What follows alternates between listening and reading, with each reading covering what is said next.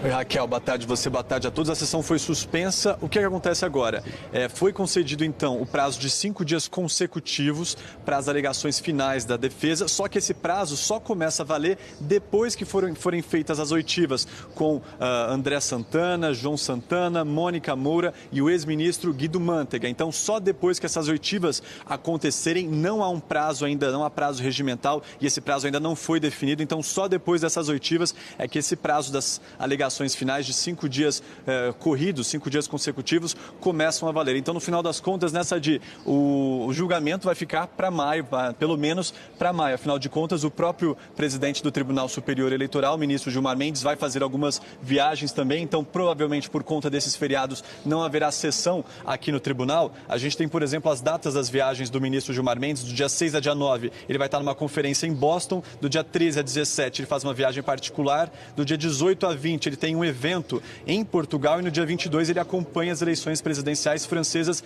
na França. Então, durante esse mês agora de abril, ele vai estar ausente do tribunal. Um dos motivos também das sessões não acontecerem agora no período de abril. Mas não é por conta dessas viagens do ministro Gilmar Mendes que o julgamento vai ter esse atraso. Vai ser por conta dessas oitivas do ex-ministro Guido Mantega e também dos envolvidos aí na Operação Lava Jato e dos investigados André Santana, João Santana, Mônica Moura e o ex-ministro Guido Mantega.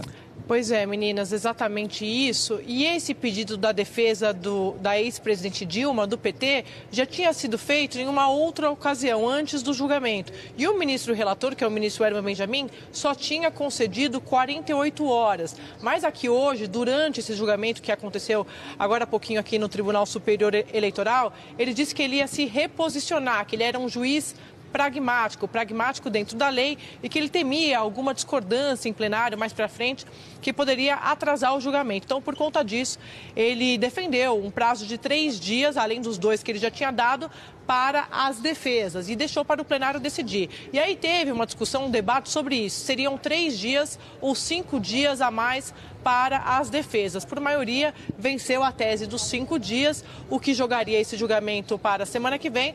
Mas, como disse o Murilo, e a gente vem contando aqui na Globo News, o ministro Gilmar Mendes, a partir da semana que vem, já está fora do país, está no exterior. Ou seja, a gente só vai saber quando esse julgamento pode ser retomado no final do mês. Provavelmente a expectativa das defesas já é que esse julgamento fique para maio e também num outro cenário, numa outra composição do tribunal, pelo menos no caso do ministro Henrique Neves, porque o ministro Henrique Neves, o mandato dele termina no próximo dia 16 e para a vaga dele vai o advogado jurista Admar Gonzaga, que foi nomeado ministro pelo presidente Temer na última sexta-feira. Essa nomeação, o Admar Gonzaga, ele foi o primeiro colocado da lista tríplice do Supremo enviada à presidência da República. Em maio, sai a ministra Luciana Lócio. No lugar dela deve vir o advogado Tarcísio Vieira, que é o segundo colocado nessa lista tríplice. Fato é que o novo julgamento, uma nova data para o julgamento, deve ter uma nova composição no tribunal. Agora, além desse novo prazo, a extensão do prazo para as defesas, que era exatamente o que queria o PT e o PMDB também, além de ter sido um pedido da defesa da ex-presidente Dilma, eles também vão ouvir o ex-ministro da Fazenda, Guido Mantega, João Santana e Mônica Moura. No caso de Guido Mantega, ele vai ser ouvido nessa ação porque, de acordo com os depoimentos delatores da Odebrecht, o ministro Guido Mantega, que foi o ministro da Fazenda do governo petista, ele teria atuado diretamente na hora ali de fazer a arrecadação da campanha, a arrecadação financeira da campanha de 2014.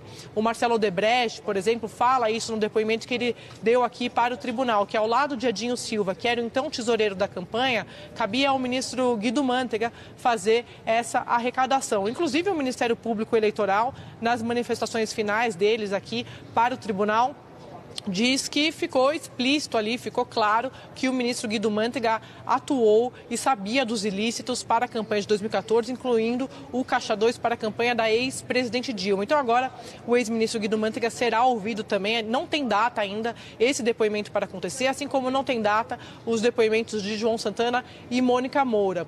No caso deles, os ex-marqueteiros do PT, eles são alvos da Lava Jato, chegaram a ser presos por conta da Lava Jato.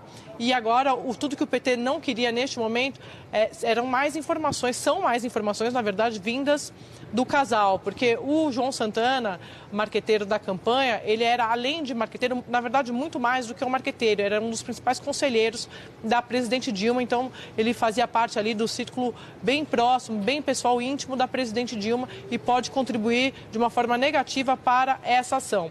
Do lado do PMDB, a expectativa era toda essa, que o julgamento sim fosse suspenso e depois desse julgamento, depois das novas oitivas, depois do prazo das alegações finais, esse prazo que vai ser reaberto, eles ainda torcem por algum pedido de vista. Isso significa algum ministro aqui da Corte pedir mais tempo para analisar o caso. Fato é, meninas, eu queria ressaltar, os nossos comentaristas já falaram, mas teve uma frase interessante do ministro Herman Benjamin aqui, que é o relator da ação, falando que as eleições de 2014 vão ficar para a história como as mais longas das eleições, né, Murilo? Teve algumas frases aqui, os ministros tiveram algumas discordâncias aqui durante o debate, mas foi um clima mais a menos. Eu queria que você falasse um pouco como é que foi o clima aqui. E a postura do ministro Herman Benjamin também, ele cravou e bateu na tecla, em duas teclas principais, enquanto ele falava diante do tribunal. O primeiro deles é de não procrastinar, né? Isso. Ele bateu muito nessa tecla, não vamos procrastinar. Ele, inclusive, no início da fala dele, ele fala o seguinte, que o processo já tramita há 2 anos e 6 meses e ele diz que deveria ter uma duração, um processo desse deveria ter uma duração razoável máxima de 1 ano. Então, esse é um dos pontos que ele crava aí nessa fala dele. Então, um fato que é não procrastinar. Inclusive, tem aquela fala, né, envolvendo Adão e Eva, né? Não vamos, então, ouvir Adão e Eva e a serpente. Então, esse é um dos pontos, não procrastinar. E um outro ponto aí que ele fala, que o ministro Herman Benjamin destaca, além desse de não procrastinar, é de não tomar decisões monocráticas. Ele queria o tempo todo, apesar de alguns ministros da corte falarem, o senhor, nesse ponto o senhor poderia tomar uma decisão monocrática, ou seja, tomar uma decisão sozinho, e ele disse que não, ele queria ouvir a todo momento os outros ministros do tribunal. E ele começa a votação dele, né, a decisão dele de não querer estender o prazo para 5 dias, porque ele diz que o prazo, né, que o processo já era muito longo. Ele destaca, né, ele destaca 5 argumentos principais, inclusive um desses argumentos ele diz que teria que abrir o voto, mas entre os 5 argumentos principais ele diz que a antecessora dele, que foi a ministra Maria Tereza, que começou esse processo aqui na Corte, aqui no Tribunal Superior Eleitoral, ela já tinha definido o rito dessa ação. Então, adotou-se o rito para o processo não ficar, por exemplo, para o processo não ficar em segredo de justiça, obedecer um rito determinado pela ministra Maria Tereza. E agora, por que eles queriam mudar esse prazo das alegações finais, contradizendo o que diz o rito determinado pela ministra? Então, esse é um dos pontos. Ele diz que, por exemplo, se a gente obedeceu o rito para não deixar em segredo de justiça, alegações finais é algo muito pequeno em relação ao fato do processo não estar em segredo de justiça, então por que haveria essa mudança? Mas ele disse que era pragmático, como ele sabia que caso algum ministro pedisse vista dessa decisão dele,